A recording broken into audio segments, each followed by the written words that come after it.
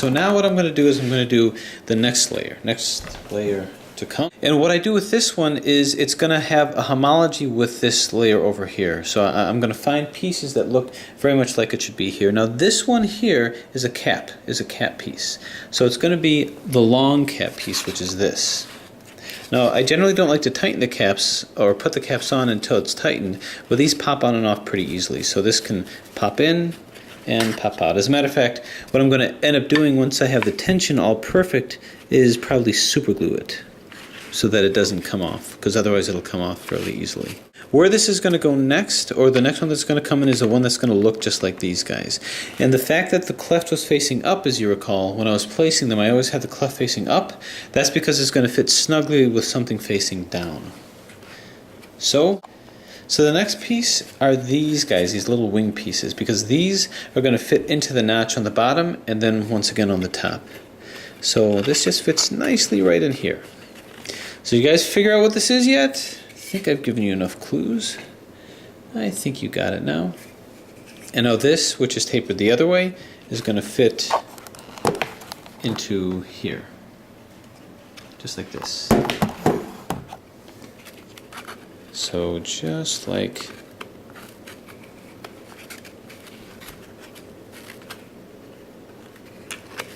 that. Alright, like this on both sides. And now we're going to do the equivalent to the corner pieces, and the next ones that are long are going to be like this. Maybe not. Well, it's the same thing. Yeah, and eventually it goes in, so we're good. Same thing on the other side. This fits into here. And the whole key is getting these tiny winged areas in these little notches that we're facing up. And it just might take a little bit of doing, but there it is. Okay, next layer here. So now we're going to come around and do the same thing, follow suit here. Next, I believe, are going to be these pieces. This is the closest proximity to these long, slender pieces over here that we used, which was this. So this is going to be just above this piece here. Once again, wing piece goes into here, and let's see how this works. Let's see if we like it. Do we like it? Yeah, fits just fine. So I might as well put the other piece, the equivalent piece on the other side here. Fits just fine over here. Retrieve a piece that fell.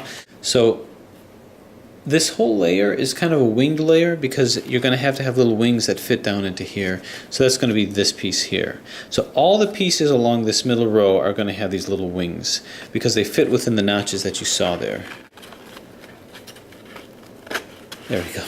Took a little bit of slipping and slide. Now this one takes a cap too, but these are smaller caps here. Just like this. So I could put this into here just to kind of weigh and anchor. Just to kind of anchor it in a little bit. Okay, just like that, just so that I can see where they come from. And this one can slip nicely into here.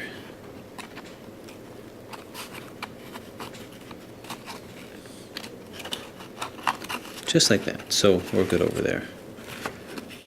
Okay, next is the same thing here. That's going to be this piece over here. Slips in nicely here. And then these longer pieces over here slips in.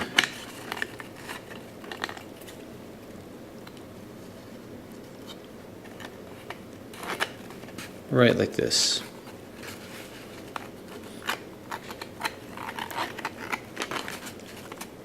Now it might actually be more prudent for me to put the other one here, put the edges here, but just for the sake of illustration we'll look at that. Some top contenders of those are going to be these guys here. Again, if they've got the winged ones, then they belong here, and you can see it fits pretty snug over there. So this is going to find its way through here, and this should more easily slip through, just like that. Okay. Now what I could do is hold this to here, just holding it to here, just so that it sort of acts as a, counterweight, so to speak. And I'll put this one in.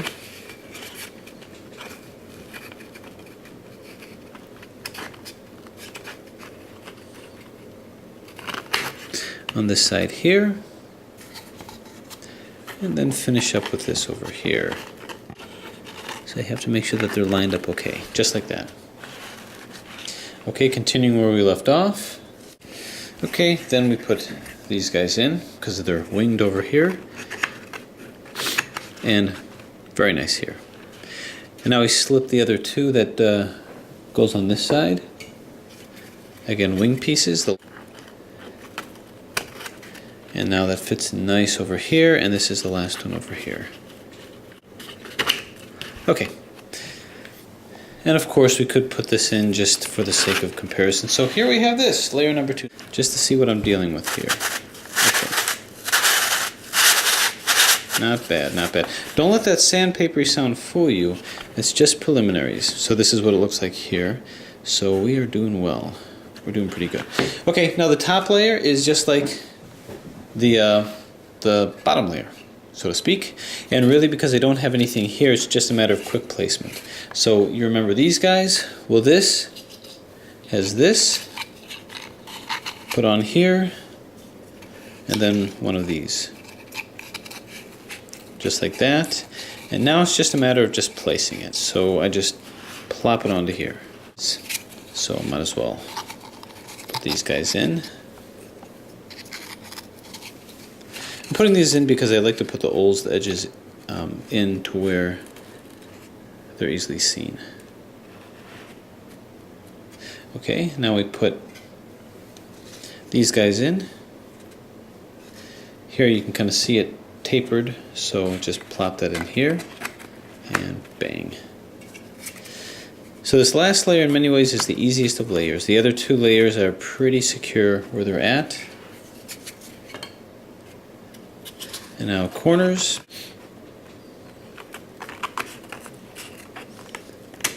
Just like that. Same thing. Here, this is here, and just place it. Just like that. And actually what I'm going to do, let me take these old edges out here. So I'm not even going to, I'm going to take these out first. Next, as we recall, it's, I believe, these guys. And now these notches are going to be facing down. So it's not this way, it's this way. So that fits nicely into here. So I think you should know what this is by now. If not, you will soon.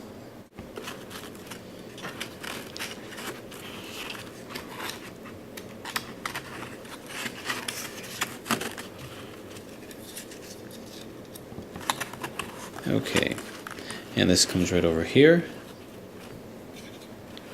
Next up to bat, these guys facing down, and these are effortlessly placed over here.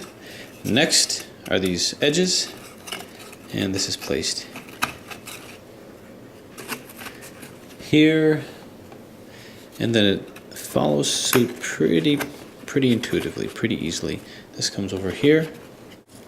Now these guys come on board just like this, fitting nice and snug. Give ourselves a corner. Actually, I'm going to take this edge out here. Probably wasn't a good idea to put that in, but I'm going to now put these in. This dives in.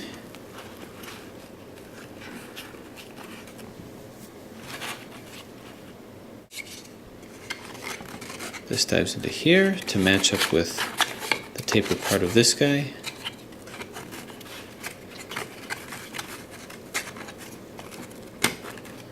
Nice, nice. Okay, so you can see it taking shape over here. Not quite yet though. Then this one comes across to the other side. Now we put on our corner, like so. Down to the last few here. Very intuitive at this point. Really not a whole heck of a lot to worry about. This comes into here, and our last few.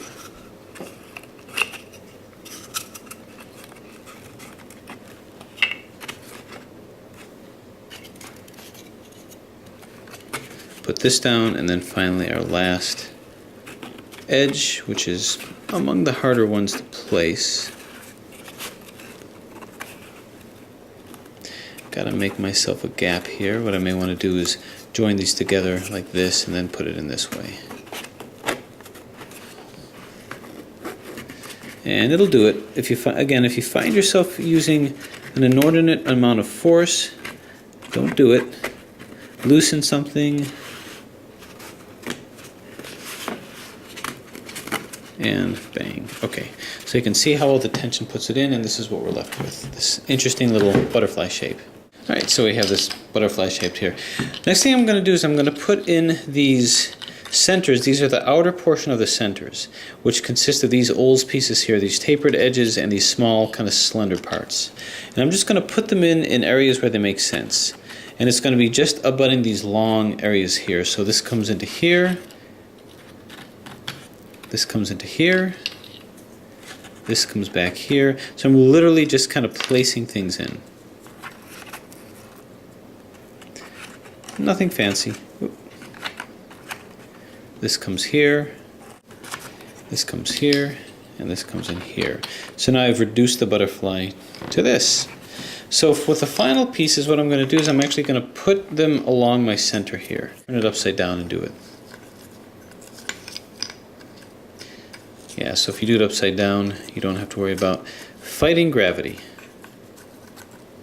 Here, here, and here. And then these corner pieces are just placed alongside.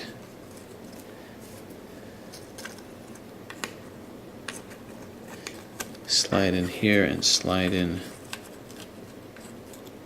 here. Okay, so this is that. And that's what that looks like. Okay, then I'm going to take this, I'm going to carefully turn it over, and I'm going to place it. If things fall out, that's okay. Assembling puzzles like this is an expression of patience. Things will fall out all the time. You cannot get frustrated. So it's like this, and we just place it. Place it down gently right over there. Okay, very good. So here it is here. Now we take our final screw and put it in.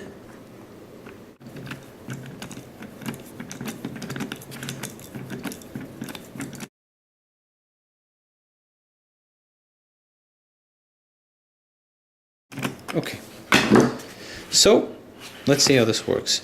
So as you can see, what we have is a 3x5x7 cuboid. I don't think you've seen one of these before, with obviously a little bit of Olsing at the side. And now we check our motion out. Move it along this axis, very nice, very smooth. Move it along this axis, fantastic. We like it. Now these long axes are going to be a little stiffer at first, so let's see what we got. And this is where we start variating the tension should we need to. It's going to start out stiff, so don't be alarmed by that. And then I'll show you what it looks like when we've worked it out. So this over here, it actually turns pretty good just out of the gate. And this is this edge over here. Not bad at all. And now this side, work out some of the kinks here. And like I say, it's actually sanding it down as I'm turning it.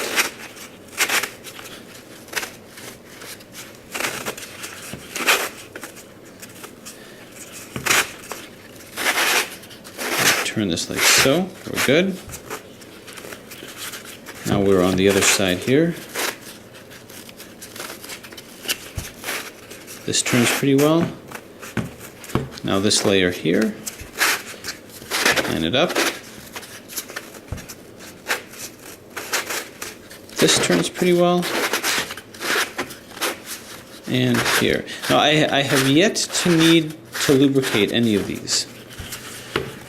And now this axis.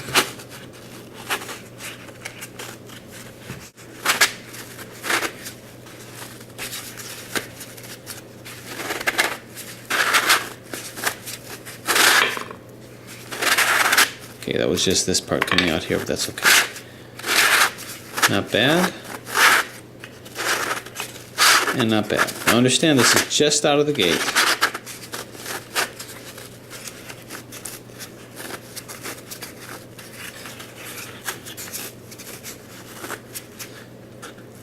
Might as well take these out here too.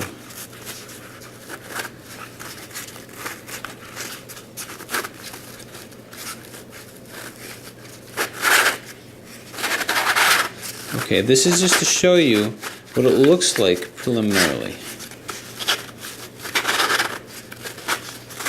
Okay, what I'm going to do is work with it a little bit, but there you have it, 3 by 5 by 7. Okay, so I did a little bit more breaking in with this, and it actually moves very well at this point. These are placed in, but they're not glued in, these caps, so sometimes they'll fall out, but that's okay, that can be easily fixed once I glue them in. But really the movement at this point is quite good, quite seamless between all the different layers. So very happy with the turning, which is pretty effortless at this point. Pretty much in all axes. If there's any catching, it has more to do with some of the sharp layers coming in contact with each other. Now, of course, being a cuboid, it's a shapeshifter, but unlike most other brick type cuboids, the shape shifts in all different directions. So in all different axes, it can shapeshift, which is going to lend a very interesting issue with solving. I don't want to bend it, I don't want to move it too much in too many ways, because I don't want to risk scrambling it as of yet, but moves very well.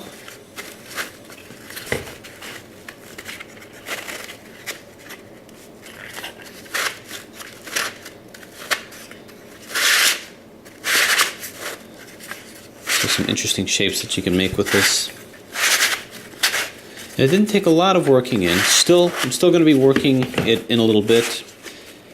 It'll continue to get better as time goes by. Just to give a little bit more detail with that. And this has a very unique property of how it can scramble and unique issues of parity that can occur with this too. Those unlike I've ever seen in any other cuboids. So we can move in this direction, then we can move it.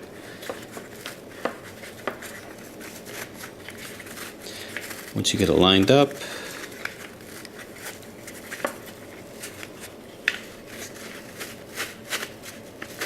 can move it in this direction. So after a little bit more breaking in, and of course I don't want to accidentally scramble the thing. Okay, now the other bit of good news that happened is the stickers came in. So I'm going to go ahead and start to sticker the various sides. This was a special request in terms of the way the colors look. Maybe some more shape shifting here. So not too shabby.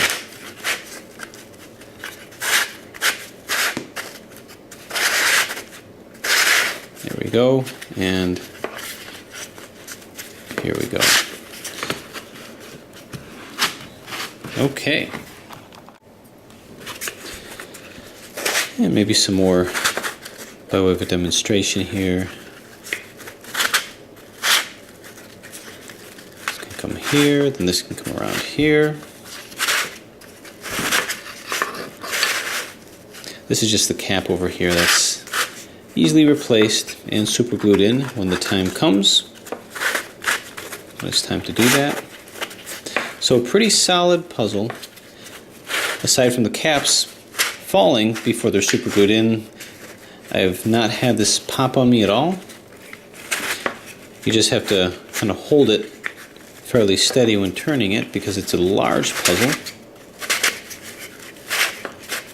A giant of a brick cuboid.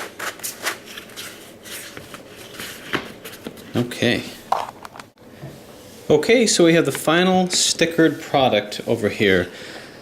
What promises to be among the ultimate shape-shifting brick cuboids. So this looks a lot like the type of bricks like the 3x4x5, 4x5x6, but it's a 3x5x7, you know, like I say, it can shapeshift in all different directions. This is, like I say, this is the final product here. And I don't want to do too much scrambling at the moment, actually, to prevent that from happening. Since it is stickered, I probably best not risk it. But the turning gets better and better with each use, as you're going to find with this. Even from when I started stickering to now, the movement is a lot more smooth. A couple of little kinks, but easily worked out. You can move it here. Now normally there's one side that can move 180 degrees and another side that can move only 90 degrees. This is just the cap into here. I can just have not glued that in yet, as I say. But this can move in 90 degrees in all directions, which means that its solve strategy is a little different. A little more complicated. We'll let that fly out for now. So as you can see, it does a pretty good amount of turning and shape shifting in all different directions. Turns nicely here, here. Okay. The thing about it is that you kind of have to hold it with two hands in order to move it. Pop that back in here. Alright, so this particular puzzle, I'm going to have a kind of a series of puzzles, which I call the puzzle of the month. We'll see how that goes. But anyway, this is the first of that, the 3x5x7. This can be picked up over at a Shapeways shop by Puzzle Maestro, and I'm going to post a link to his shop as well.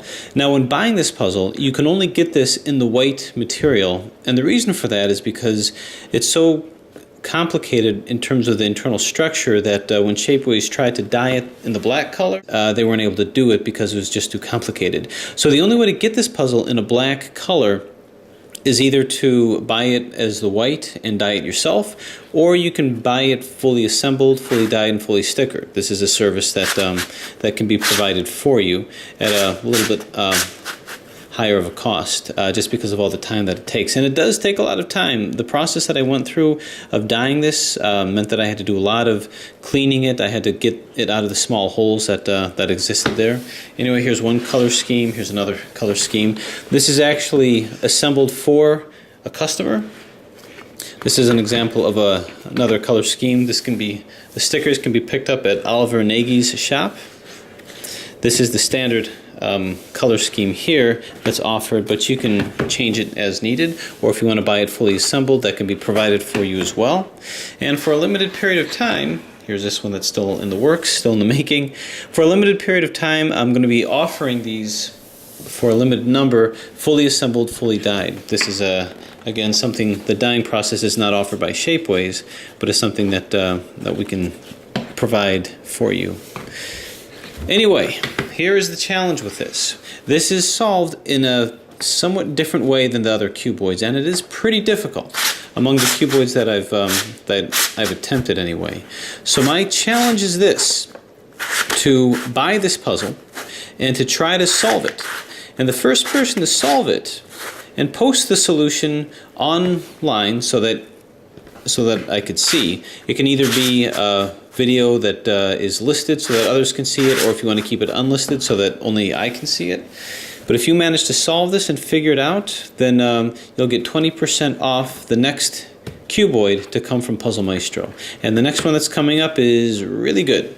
Something that you're not going to want to miss. So the first person to figure out how to solve it and show us that you can do it will get 20% off. The second person will get 10% off, and the third person will get 5% off. So if you're interested in purchasing this, adding this to your collection, you can either buy it through Puzzle Maestro's Shapeways shop and contact him through there, or you can give me a personal message and we will work it out. So I'm going to come back with a solution to this, well, once I figure it out, but within the course of the next maybe a couple weeks to a month.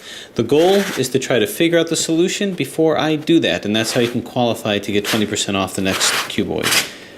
So, if interested, give me a personal message, or you can contact Puzzle Maestro through the through Shapeways shop. Otherwise, just to demonstrate here, enjoy, and thanks for watching.